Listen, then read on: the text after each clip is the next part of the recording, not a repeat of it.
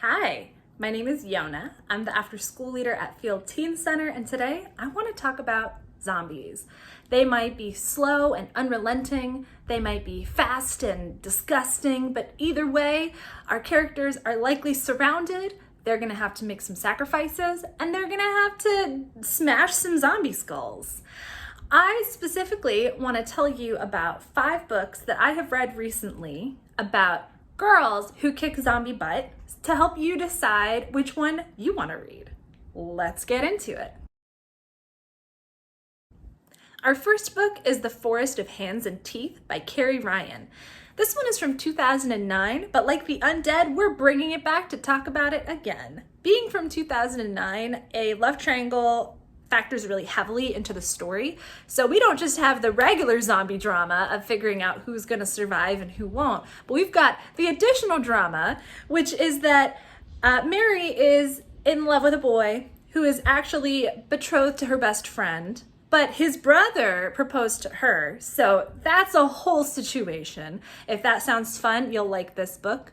This is also the only book in this particular list that's also a dystopian novel. So if you liked The Hunger Games or Ink by Alice Broadway or The Giver, you'll really enjoy this kind of spooky society run by nuns who don't want to tell the town anything about the history of how they came to be, even though they seem to know a lot more than everybody else does.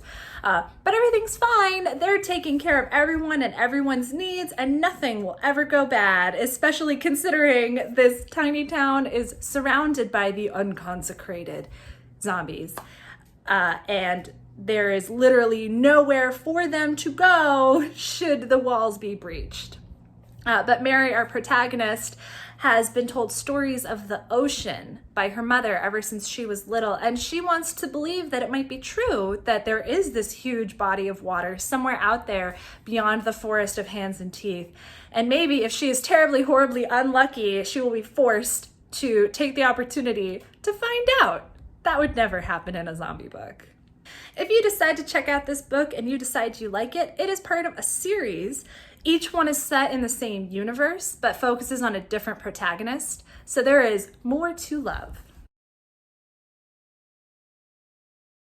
Our next book is Dread Nation by Justina Ireland. This 2018 novel is a reimagining of US history. In this version, the Civil War ended not because the North won, but as a draw because the dead began to rise from the battlefield and everybody was like, all right, pause fighting, let's deal with this situation.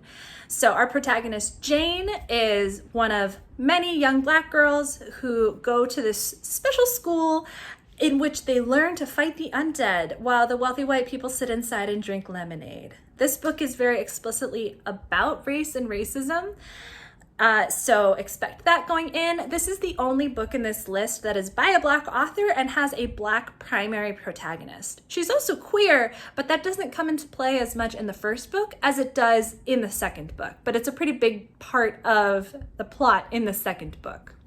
I thought that the character banter was really witty and made me laugh a couple times. The action is just all over the place, very tense. I was really stressed out reading this book, but in a good way. The characters are really complicated, and there is a second book, as I said. So if you like the first one, there is more. And I bet if you read the first one, you will want more. Next on our list is Girls Save the World, and this one by Ash Parsons. As the cover might hint, this book is a little bit less gritty and dark than The Forest of Hands and Teeth or Dread Nation, but it still takes a pretty realistic approach. In this one, 3 best friends go to ZombieCon, where they hope to take pictures with their favorite actors from their favorite show about their favorite thing, which is zombies.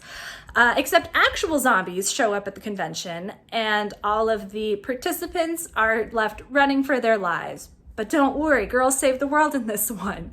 So this book is really interested in zombie movie tropes, especially what it means to have a good death. So you can expect to see a lot of character sacrifice. And it's also really interested in fandom and fanishness and fame and how we interact with the fandoms that we like. So if you really enjoy shows like The Walking Dead and you've ever considered going to a convention or you have been to a convention, I think you'll enjoy a lot of the characters that come up and how we learn to see some of these actors and types of people in a different setting when suddenly the zombie apocalypse is happening for real and not just on camera for those people. And if you want to geek out, these characters, I think, will, they might be relatable because they like what they like and they're not afraid to show it. In Eat Your Heart Out by Kelly deVos, a group of teens is sent to Camp Featherlight, which is a fat camp where they encounter zombies in the snow and have to fight to escape and maybe keep some of their dignity with them. Like Girls Save the World in this one, Eat Your Heart Out is really interested in playing with movie tropes, though in this one, it's more about archetypes and who tends to die first in the movies. And some of the characters in the book are really invested in the idea of whether the jerk or the basket case or the jock with a heart of gold is most likely to die first, and they're assigning each other and themselves titles. And sometimes they fulfill the roles that they give themselves, and sometimes they defy expectations.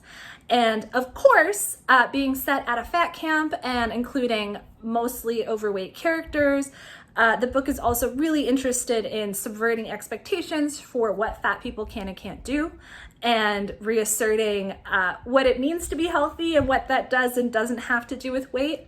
So if you want to watch a fat girl who is an athlete destroy some zombies, this is the book for you. This is the only book in this list that has fat protagonists. And lastly, we have Anna and the Apocalypse by Katherine Turner. You'll enjoy this one if you like musicals, if you like reading a book and then watching the movie after, or if you really like fan fiction. So this is a book that was based on a movie that came out in 2018. It is about Christmas and also the zombie apocalypse. So it's kind of in the same flavor of like Halloween movie, but also Christmas movie as Nightmare Before Christmas. So Anna and her friends are getting ready for the holiday season. Around them, people are slowly getting sick. And then boom, zombie outbreak. Most of the town is bunkered down in the high school. And Anna and her friends have to fight their way there, even though high school is the last place they want to be. This is the campiest story in this set. It has actual musical lyrics in it and jokes like Justin Bieber is a zombie. Oh no. So if you want something a little bit more lighthearted, but you still are into the blood and guts that goes with fighting zombies and watching people fight for survival and the tragedy when somebody manages not to survive, then you will enjoy this book.